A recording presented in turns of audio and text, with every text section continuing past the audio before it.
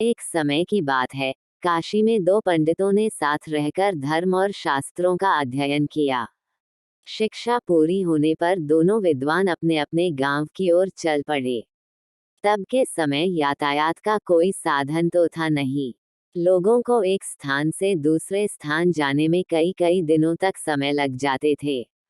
लोग दिन में चलते थे और रात में विश्राम करते थे। ये दोनों पंडित ऐसा ही कर रहे थे। एक बार ये दोनों नगर के सबसे धनी व्यक्ति के यहाँ ठहरे। उसने इन्हें रहने की व्यवस्था की और फिर अपने लोगों से कहा कि दोनों महानुभावों की भोजन की व्यवस्था किया जाए। इसी बीच समय पाकर धनी व्यक्ति उन दोनों के पास गया और उनसे चर्चा करने लगा। धनी व्यक्ति अनुभवी था, वो जान गया था कि इन दोनों पंडित में बहुत ज्यादा घमंड है, साथ ही दोनों एक दूसरे को मूर्ख समझते हैं। उन्होंने दोनों से अलग अलग बात कर एक दूसरे के बारे में पूछा। जो जवाब मिले वो धनी व्यक्ति को दुखी कर गए। उसने मन में विचार किया कि ये दोनों काशी जैसी जगह पर वर्षों अध्ययन करके आए हैं, लेकिन एक दूसरे का सम्मान करना नहीं सीखा।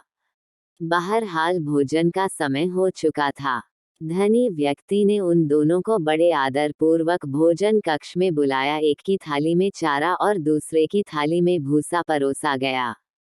यह देखकर दोनों पंडित आग बबूला हो गए। गुस्से में आकर कहने लगे कि क्या हम जानवर हैं जो यह चारा और भूसा खाएंगे? धनी होकर तुम हमारा अपमान कर रहे हो। यह लक्ष्मी द्वारा सरस्वती का अपमान है। इस पर धनी व्यक्ति ने बड़ी ही शांति से जवाब दिया और कहा, एक के थाली में भूसा दूसरे की थाली में चारा परोसा गया है। इसमें मेरा कोई कसूर नहीं है। जब मैंने आप में से एक दूसरे के बारे में पूछा था, तब आप दोनों ने ही एक दूसरे को बैल और गधा बताया था, तो मैंने उसी हिसाब से चारा और भूसा थाली में परोस दिया। इतना सुनते ही दोनों ज्ञानियों की आंखें खुल चुकी थी। उन्हें अपनी गलती का एहसास हो गया था।